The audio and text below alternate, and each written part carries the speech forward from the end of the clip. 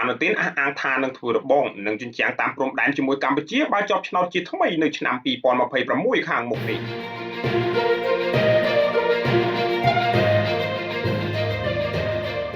នាយករដ្ឋមន្ត្រីថៃចាំផ្ទះលោកអាណូទីនឆាន់វរៈគុលបានថ្លែងឲ្យដឹងកាលពីថ្ងៃទី29ខែធ្នូកន្លងមកថា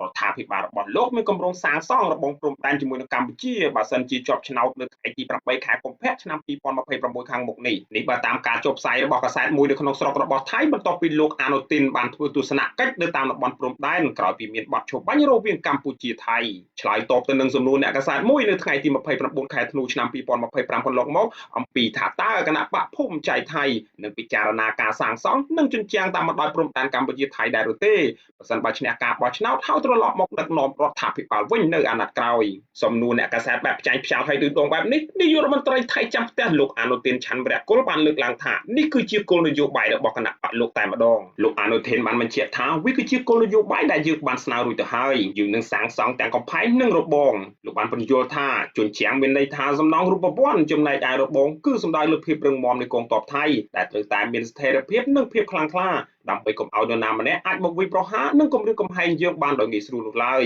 ការអះអាងរបស់នាយករដ្ឋមន្ត្រីថៃចាំផ្ទះលោកអាណូទីនឆាន់វរៈគុលយ៉ាងដូចនេះធ្វើឡើងក្រោយពីថៃបានបើកការឈ្លានពានមកលើកម្ពុជាដែលបង្កឲ្យប៉ះទង្គិចអាវុធសាជាថ្មីចាប់តាំងពីថ្ងៃទី7ខែធ្នូរហូតមកដល់ថ្ងៃទី27ខែធ្នូដោយសារយោធាថៃបានរំលោភបំពាននិងវាយប្រហារដោយយន្តហោះចម្បាំងចូលក្នុងទឹកដីកម្ពុជាគួរបញ្ជាក់ថាកាលពីថ្ងៃសៅរ៍ទី27ខែធ្នូប្រទេសជិតខាងនៅអាស៊ីអាគ្នេយ៍ទាំងពីរបានបញ្ចប់ការវាយប្រយុទ្ធគ្នាយ៉ាងខ្លាំងក្លាអស់រយៈពេលជាច្រើនសប្តាហ៍ដែលបណ្ដាលឲ្យស្លាប់មនុស្សយ៉ាងហោចណាស់101នាក់និងធ្វើឲ្យមនុស្សជាង1លាននាក់បានផ្លាស់ទីលំនៅ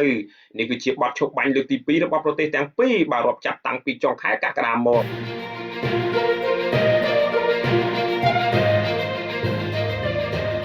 គណៈកម្មការចម្រុះខណ្ឌសីមាព្រំដែនគោកហៅកាត់ថា JBC កម្ពុជាបានផ្ញើកំណត់ទូតទៅកាន់គណៈកម្មការចម្រុះខណ្ឌសីមាព្រំដែនគោក JBC ថៃស្នើឲ្យរៀបចំកិច្ចប្រជុំពិសេសបន្ទាន់របស់គណៈកម្មការចម្រុះខណ្ឌសីមាព្រំដែនគោកកម្ពុជាថៃថៃកម្ពុជានៅសប្តាហ៍ទី1ខែមករាឆ្នាំ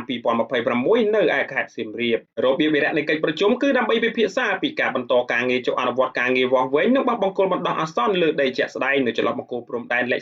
4247នៅភូមិសាស្ត្រភូមិជោគជ័យនិងភូមិព្រៃច័ន្ទឃុំអូ3ជាន់ស្រុកអូជ្រៅនិងចន្លោះបង្គោលព្រំដែនលេខ5259នៅភូមិសាស្ត្រឃុំបឹងរាំងនិងឃុំកំរៀងស្រុកកំរៀងកិច្ចប្រជុំនេះក៏នឹងពិភាក្សាពីការចុះវាស់វែងនិងបោះបង្គោលបណ្ដោះអាសន្នលើដីជាក់ស្ដែងនៅកំណត់ខ្សែព្រំដែនចន្លោះបង្គោលព្រំដែនលេខ3337តំបន់បឹងត្រកួនតំបន់ច្រកទ្វារព្រំដែនអន្តរជាតិថ្មដាតំបន់ព្រំដែនអូភ្លុកដំរីតំបន់ព្រំដែនច1និងតំបន់ព្រំដែនផ្សេងៗទៀតនេះបើតាមសេចក្តីប្រកាសសារព័ត៌មានរបស់រដ្ឋលេខាធិការដ្ឋានកិច្ចការព្រំដែនដោយសង្កត់បញ្ជាក់នៅជំហរយ៉ាងម៉ឺម៉ាត់ក្នុងការការពារខ្សែព្រំដែនអន្តរជាតិកម្ពុជាថៃដែលបានបន្សល់ទុកដោយគណៈកម្មការព្រំដែនឥណ្ឌូចិនសៀមដោយគោរពគោលការណ៍ច្បាប់អន្តរជាតិគោលការណ៍ខ្សែព្រំដែនមិនកែប្រែគោរពអនុសញ្ញាសន្ធិសញ្ញាបារាំងសៀមផែនទីនិងកំណត់ហេតុបោះបង្គោលព្រំដែនរបស់គណៈកម្មការបោះបង្គោលព្រំដែនឥណ្ឌូចិនសៀមព្រមទាំងកិច្ចព្រមព្រៀងនិងឯកសារពាក់ព័ន្ធនានាដែលភាគីទាំងពីរបានឯកភាពគ្នានាពេលកន្លងមក